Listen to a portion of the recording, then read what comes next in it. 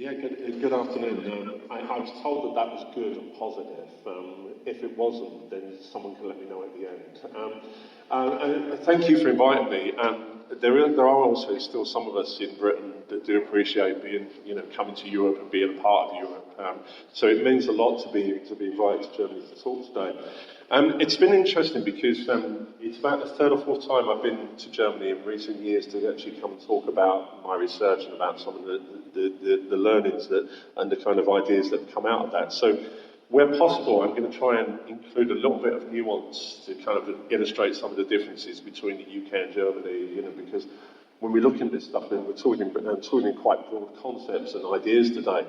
I'm going to try and also show some of that kind of the differences and nuance as well in terms of that. So the first thing in terms of talking about that is really to kind of highlight this issue around the kind of terminology that we use. And here we're talking about anti-Muslim racism, and in my research I typically use the term Islamophobia.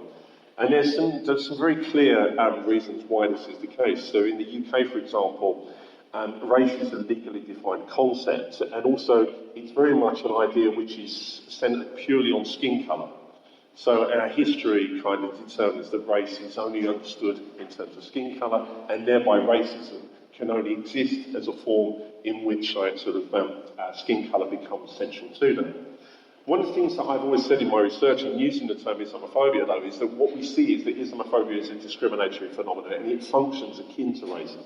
So, in the same way that anti-Muslim racism and the kind of Islamophobia and racism, skin colour racism, kind of manifest itself in the same ways, then I see these as being very similar in terms of that. So today I'm going to talk about anti-Muslim racism, but it's very much for me that these terms are interchangeable in terms of my own research because I'm talking about the same kind of thing if I was talking about Islamophobia. And one of this is we spent 10 years or so in the UK trying to come up with a definition of Islamophobia, and this was a definition which was produced by the all-party parliamentary group of British Muslims.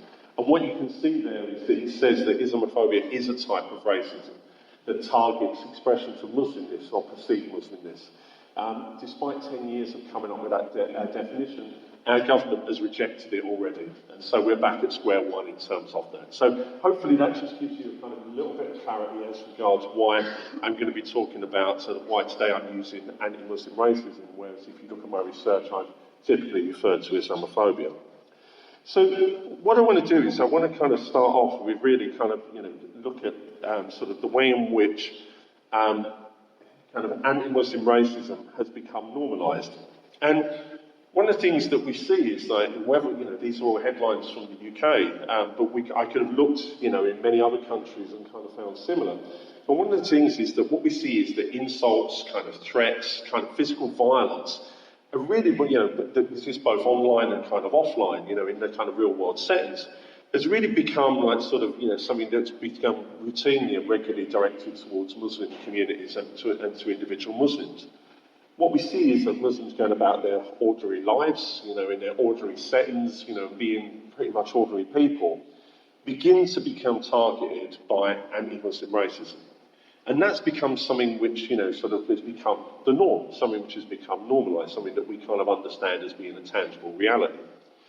As our research at the Centre for Hate Studies shows, is that, when somebody experiences hate in that way, there's a lot of harm which comes from this. And not only is there harm towards the individual, the victim, but also you see a kind of rippling out effect. So it ripples out into kind of families, into kind of friends, and through communities more widely.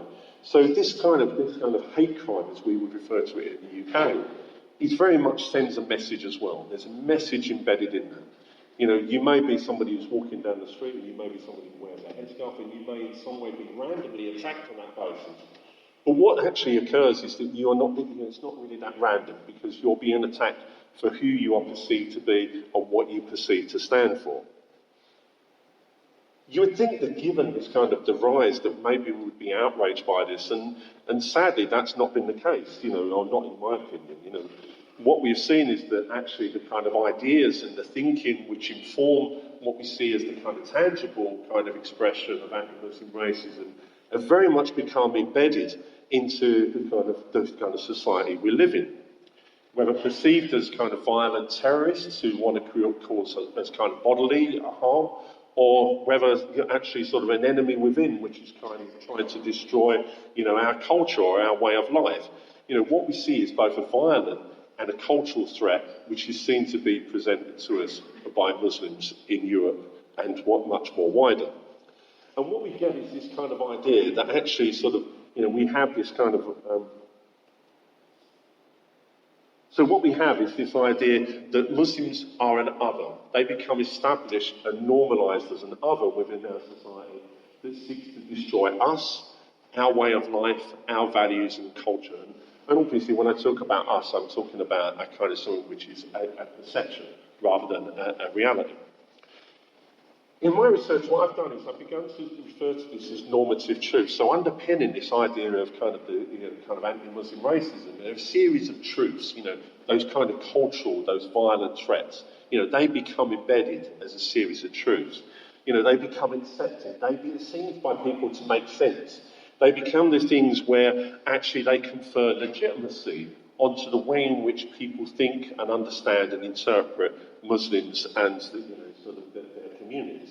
In doing so, they become that unequivocal and dichotomous other that sits within our societies and can be seen to be the problem that they are. And these really kind of, they're really very much around us. I refer to this as being something which exists as a kind of white noise. If we see a headline about Muslims, or if we see certain words such as jihad, for example, in a headline in a news report, our immediate reaction is not to think that this is something positive, but to think that it's something negative. In the UK, for example, if you look at the representation of Muslim women in the actual sort of in images that are used, around 95% of those images will show Muslim women wearing the face veil, the niqab. Actually, in the UK, less than 1% of Muslim women do, in fact, wear the niqab. So the image that's presented becomes quite different from the actual reality. So the image that Muslim women all wear the niqab becomes something what I would say would be the normative truth in terms of that. And that kind of creates that white noise within which we exist, and that's actually where that's the thing that people draw upon to actually have anything from maybe a suspicion towards Muslims, as indeed it would be to kind of justify a hate crime that they do when they're walking down the street in terms of that. And so, as the title of this talk alludes to, this shapes and informs both that kind of those suspicions, but also it informs the terrorism that we've seen as well. So it's a spectrum that exists across that. If we think back to the kind of 2011 attacks in Oslo and Utøya, and 72 people were killed and over kind of 300 injured. And then we look at earlier this year, we looked at Christchurch in New Zealand, and we see that 51 people were killed and a further 50 were injured.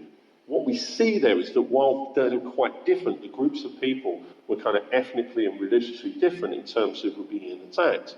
What we see is some very similar kind of motivations, the kind of normative truths, the reasons that were drawn upon to kind of rationalise and justify those actions become very, very similar in terms of that. And so what we can see is that by actually looking at the manifestos. So if we have a look at, say, the Oslo Manifesto, these are manifestos which were uploaded to the internet prior to those acts being perpetrated. What we have here is that, the Oslo Manifesto says, time is of the essence. We have only a few decades to consolidate a sufficient level of resistance before our major cities are completely demographically overwhelmed by Muslims. How many tens of millions have been killed by Islam simply because they were non-Muslim? Nobody has yet tabulated the figures available to prepare a general estimate. What we have there is that cultural threat, and we have there the violent threat as well. Both of those being there, those normative truths I've spoken about previously. If we look at the Christchurch Manifesto, and we see something very, very similar in terms of that. What was interesting here was the perpetrator referred to himself and described himself as being European. And by that, we can make that assumption. What he meant by that, he was white and he was Christian.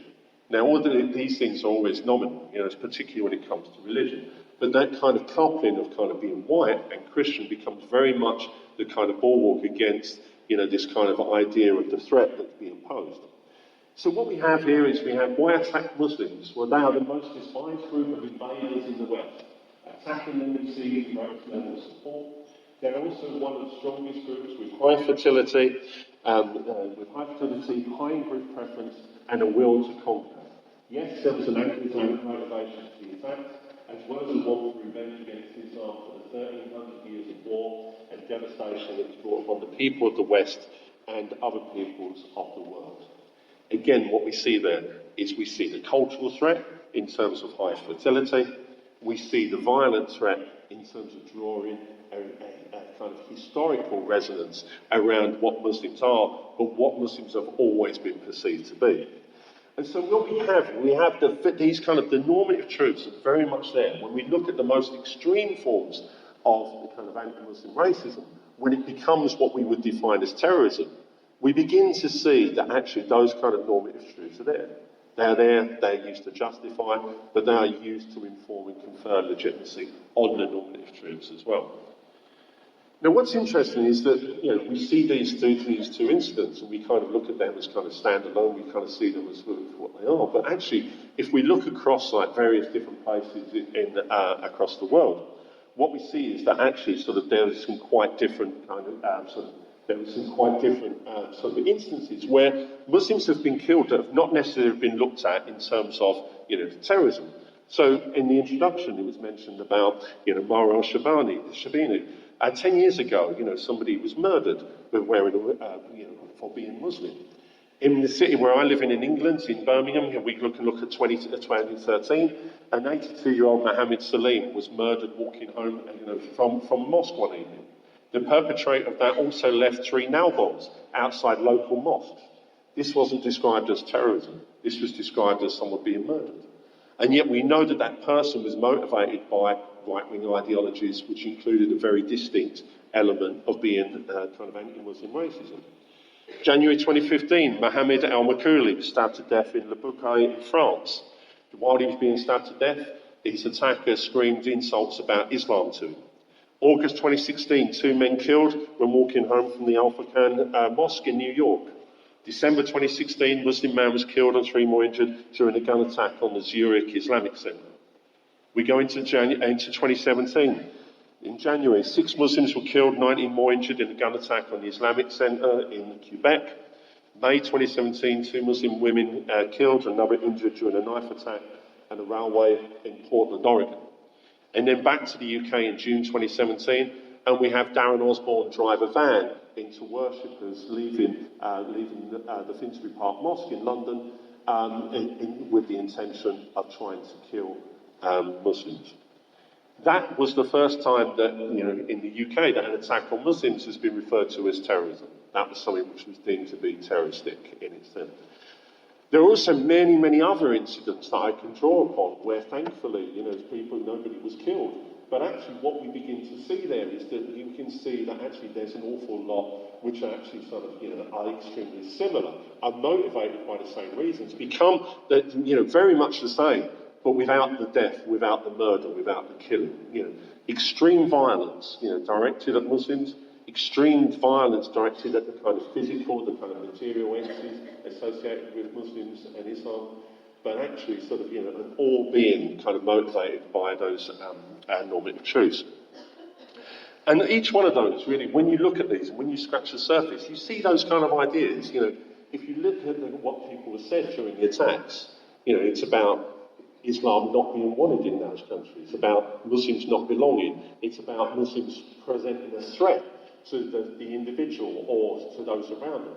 To actually be in somehow trying to take over their countries, Islamification, if we want to use a term in terms of that.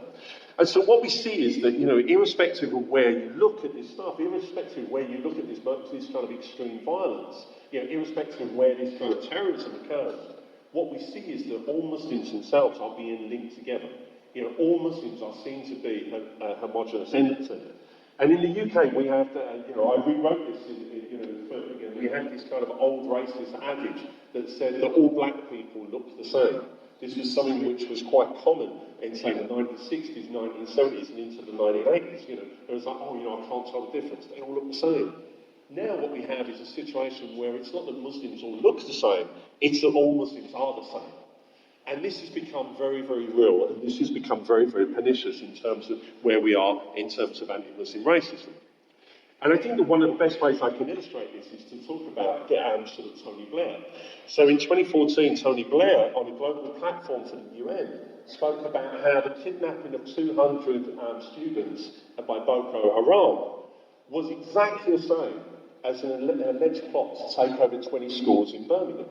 So in Birmingham, we had these allegations, an anonymous letter which was published in a national newspaper, which stated that Muslims, or Islamic hardliners, as they were termed in the letter, in the reporting, were trying to take over 20 schools in Birmingham.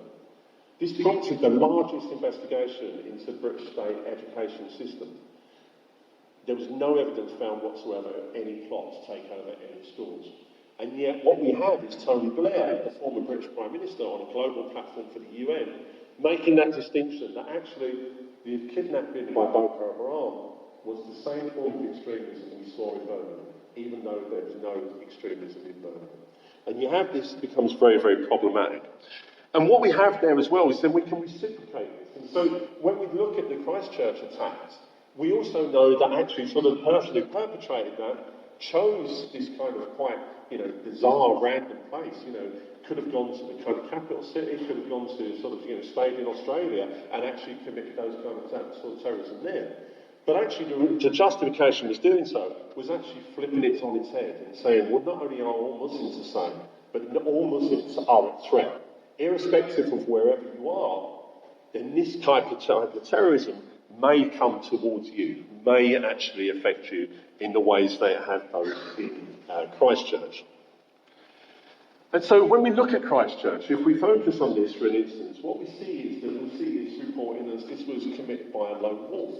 This was somebody who was not a part of any kind of movement or ideology, but actually somebody who kind of maybe one morning got up and kind of said, oh, actually, I'm just going to go and attack that mosque. I'm going to go and attack those mosques. I'm going to plan to do this because I'm not shaped or informed by anything more.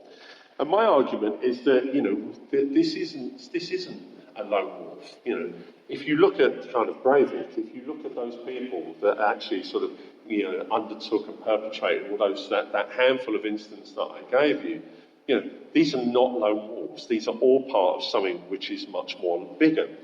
They are part of a movement, if we can call it that actually deploy and use those normative truths. They are the ones who kind of take the ideas and thinking of anti-Muslim racism and seek to put it into kind of a tangible form. And that becomes very, very difficult because what we then see is we need to look a little bit more further. We need to look beyond those who are actually kind of deemed to be lone wolves. We need to look beyond those who actually are just the perpetrators and see where else this exists. And we can look immediately to the radical right or the far right or the extreme right wing. Again, these terminologies become quite, when we move across different countries, we talk about these different terminologies become, quite important in terms of that. And so what we can see is that these ideas and thinking, the ideas and thinking that were behind the kind of motivation for this, become very much evident in the kind of groups that we see both in Germany but in the UK as well. In Germany you've had Pegida, in the UK we have had the English Defence League. Since the English Defence League we've had Britain First, we've had the Infidels, we've had the Football Lads Alliance, we've had the Democratic Football Lads Alliance. All of these kind of using these ideas as a means and a justification to actually kind of do what they want to do. And what we get from that is that, and this is an image of Britain First, you can see that their message is very, very clear. It's very, very forthright in terms of what they're doing. And for me, what's interesting is that when I started, doing this research 20 years ago, had someone told me at that time that, within the next 20 years, you will see significant numbers of people marching through a street to protest against the building of a mosque, to kind of, protest against the presence of Muslims, to protest against the opening of a kind of an Islamic school, I would have actually said, I would have laughed it off. I would have said, well, this is never going to happen. But two decades on, and this is what we've seen. This has become something which has become the norm. And also, it's something which has become largely unchallenged. And I really don't think that there's been a kind of coherent or a kind of consistent response from our political leaders in terms of pushing back on these ideas. And this is important, because what we get here is we get these groups have been able to kind of use that anti-Muslim racism, the ideas and thinking, to really as a gateway to push into the mainstream. And because these have been unchallenged, they've moved into that mainstream and begun to shape the kind of the mainstream of our politics, the centre-left in particular, the centre-right in particular. And because of this, they've acquired legitimacy. They've acquired legitimacy, their ideas have acquired legitimacy, and then with that, the kind of ideas and thinking of anti-Muslim racism, so too have they acquired legitimacy as well. And so, what we need to do is we need to really try and understand this, because, if we're talking about the far right or the radical right, we are not looking at the kind of the radical right that we saw maybe in the 1980s or the 1990s. What we are seeing now is a much more dynamic kind of movement. We're seeing something which is much more diversified. We are seeing, a movement that actually begins to split and fracture into different groups to appeal to women, to appeal to young people, to appeal to the middle classes, to present themselves as much more respectable, whilst also, yet at the same time, you have the kind of street protests which are there.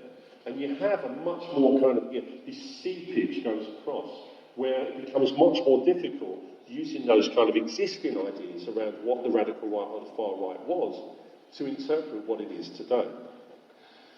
And so this is one of the things, is that the kind of the thinking and the kind of ideas of anti-Muslim racism are not the preserve of the radical or the far right.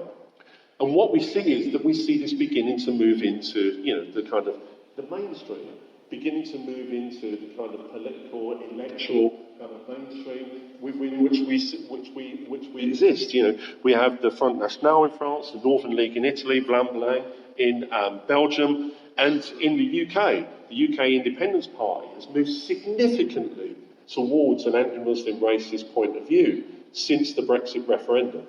And we see this transition, it almost seems that actually that is, kind of something that these groups do, is that they move straight across, almost seamlessly in there. And then scratch the surface, and what you see is that even with those kind of, those who maybe don't sit in that kind of, the kind of more far right, we begin to see it into the kind of mainstream, into the political leaders as well. So take, for example, that notion of cultural threat. The former Italian Prime Minister Silvio Berlusconi claimed that Milan would soon become an Islamic city. Again, we have that idea, that cultural threat that Muslims are taking over. The Swedish Democrats have called for the need to limit the birth rate of Muslim migrants to protect Swedish identity. This idea, the same idea that we saw in the Christchurch manifesto, that Muslims will be taken over from the inside. And then we have the Hungarian Prime Minister Viktor Orban saying that actually the Syrian refugee crisis and the number of Muslims coming to Europe is part of a master plan that started this idea of taking over. And so, in terms of that, we need to kind of begin to look at joining those dots. And we need to begin with Breivik. We can look at Breivik and we can say that since his imprisonment, we know that he's had links with the English Defence League. And he's also spoken about Germany's National Socialist Underground and Sweden's Peter Mangs as being those with which are trying to achieve a similar goal as he is. We've had the Christchurch attacker, citing Breivik, but also praising the Finsbury Park mosque attacker and saying that they acted as the inspiration for him. We can look at Osborne, Darren Osborne, the guy who drove the van into the Finsbury Park Mosque. And, reports now saying that he had become obsessed with the English Defence League and its leader, Tommy Robinson, and also with Britain First. Geert Wilders, we can see, came out in support of Tommy Robinson, the leader of the English Defence League last year, and called him a freedom fighter, and tried to appear at one of his events, which was dubbed Free Tommy. When Donald Trump visited the UK, not this year, but last year, it's stated that his advisors lobbied to actually get Tommy Robinson to be freed from prison as well. And so what we see is that, this isn't something which is actually something which is small. This isn't something which is controlled. This is something which is quite disparate, something which is far more bigger than maybe we would appreciate. And so what we're seeing here is that these ideas and thinking, they go from the street where somebody is being spat upon because they're wearing a headscarf, right the way through to kind of geopolitics, and the links between those seem to be quite seamless in that respect. And so what we are seeing now is we are seeing a movement that is based on the ideology of anti-Muslim racism. Most of the time we are focused on the tangible aspects, the hate crimes, the things that Fayaz spoke about in terms of Celle and what they're doing. And they're doing a fantastic job in the UK in actually bringing this to kind of life and giving us the evidence to kind of prove that this is something which is real. But what we're seeing now is something which is much more, we need to go beyond that, but we need to look at the ideology.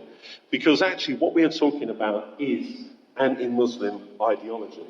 And it's whether, when we talk about the tangible stuff, whether that's in speech or text, whether that's in kind of like sort of hate crime or whether it's in kind of terrorism, that is something that we kind of see and we can understand and we can get.